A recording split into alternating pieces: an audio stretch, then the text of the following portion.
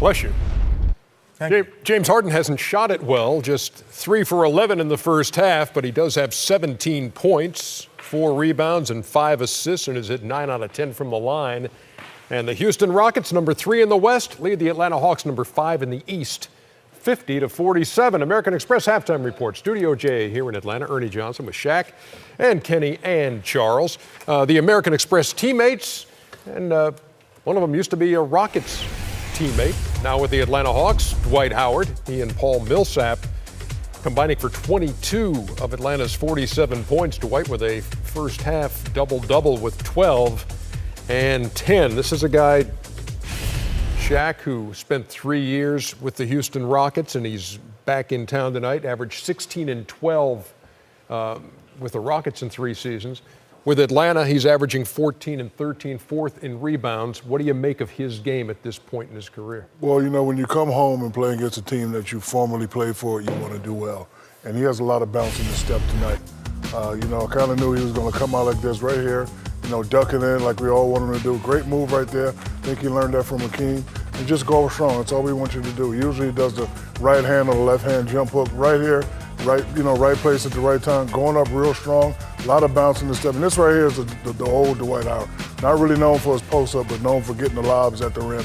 And he's playing well right now, 6 out of 7, Ernie. 12 points, 10 rebounds in the first half. What's your pictures from the first half, Kenny? Well, everyone, you know, talks about, you know, when he left, you know, because now opens the floor, all of those great things. But see, I always say, you know, about guys like Shaq and guys like Charles and guys like Akeem, they would have been able to play in this era because it's not really about shooting the three-pointer. I always say it's about guarding the three-pointer. So if you can guard the three-point shot or you can make it difficult, then you're going to have a clear advantage. And Dwight Howard, even at this stage of his career, you just don't drive by him as the play goes on. Guys think about it, or they might say it's settle for an outside shot. So Patrick Beverley brings the ball up court, and all of a sudden, you know, you have Howard coming late into the play. And so you say, well, we got a pick and roll on this side, and it frees out. But look who he's caught on. He's caught on James Harden, best one-on-one basketball player possibly in the game right now. But now James Harden just can't drive by it. He freezes. Let me just put a hand up like anybody else could do and contest the shot. He still has the mobility to contest, and they don't drive by him. He has the space. Again, he gets caught on a pick and roll, switch out. Who's he on now? Eric Gordon, freeze it here. So now he says, I'm not going to drive by him, but all I have to do is contest. If you contest shots, guys, notably, analytically, Charles, this is analytic, shoot 33% less just by contesting the shot. So Dwight Howard just contests the shot, and then all of a sudden, he's in good business. So being able to contest the shot is something that you can do and play with a team or against a team that shoots threes. Kenny throwing analytics Charles' way, and your response? Well, the Rockets, you got to give their GM a lot of credit, bringing in all the guys they did. Ryan Anderson. Daryl Morey. Daryl Morey, that's his name. Yeah, you know, he's done a fantastic job. Ryan Anderson can shoot the hell out of it. I forget his name. Eric Gordon is playing fantastic. I have a question for you, too. And Nene, 3 guys who are NBA starters, he brought it, and like 2 of them can really shoot it. And Nene has played well. Has he called you and said, hey, thanks for, you know, giving me these great compliments? Oh, no, the new guys, they only complain when you say anything negative. Oh, okay. But, you know, Ernie, it's interesting. Well, it's a little too early to get a response. No, because he used to, he's been doing it all year. He's been saying how great a job, and he should be GM of the year. And before, well, he's killing him, so he's got to balance it out, brother. But you know, maybe he's dialing the wrong phone. Okay. That's what, Ernie? Yeah. If I never answer, you got the jackass phone.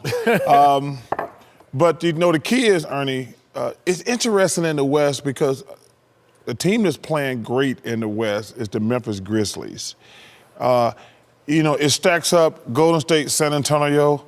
Even though the Rockets had a 3rd seed, I think the Memphis Grizzlies might be the 3rd best team in the Western Conference. So you've cooled on the Rockets a bit? They've lost 7 out of 12 at That's why I cooled on them. But, I mean, everybody has lulls, right, here and there? They do, but, you know, everybody think I don't like analytics. It's not that I don't like analytics. I just don't think you can sustain it through 82 games and another 15, 16 in playoffs. I think, yeah, you're going to have peaks and valleys. That's just my personal opinion. I think you need a big guy to get you easy baskets. Two reasons. They get you easy basket, but also they get the other team in foul trouble. And if you put all your eggs in one basket and we're just going to shoot jumpers, I don't think you can win like that. Threes and layups for the Houston Rockets. That's what they do, and they lead 50-47 over the Hawks after 24 minutes. Gerald Sullinger, 3-round charity boxing match, all proceeds going to Sager Strong. Shaq against Chuck. Give the world what they want to see, fellas. May 5th. Let's do it. May the 5th, Cinco de Mayo. Is that my date, Kenny? May 5th? Yeah, May 5th. Everything happens on May 5th. Happens on May 5th. I'm going to hang with you May 5th and just see how busy you are. Welcome to the American Express Halftime Report. American Express, the official credit card of the NBA.